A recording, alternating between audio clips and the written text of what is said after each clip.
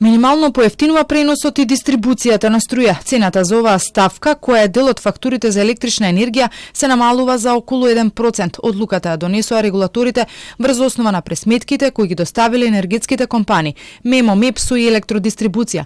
Сега на потек е универзалниот снабдувач. Овие одлуки обезбедуваат компаниите да се ги покријат своите трошоци, да ги реализираат одобрените инвестиции, исто така и да се ги покријат трошоците за набавка на загуби на електрична енергија во соодветната мрежа. Ова е последната одлука која се чекаше за да може да се формира крајната цена на електричната енергија која ќе ја плаќаат граѓаните по нова година. Универзалниот снабдувач за домаќинствата и за малите потрошувачи.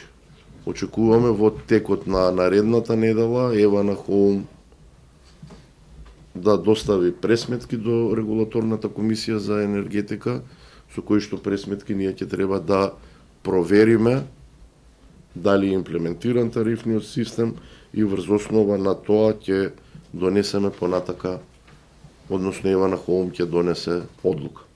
Предходно ЕСМ на универзалниот снабдувач Евана Хоум му понуди повисока цена за домакинствата и малите потрошувачи, наместо по 62 евра како до сега, за оваа категорија мегават ќе чини 65 евра. Иако мрежарината поевтинува, сепак за тоа какви сметки ќе плаќаат граѓаните од 1 јануари, најмногу зависи токму од понудата на ЕСМ. Инаку пред неколку дена регулаторна донесе одлука и од 1 декември за околу 5% да поскапи парното грејење, за да може ЕСМ да инвестира во мрежата.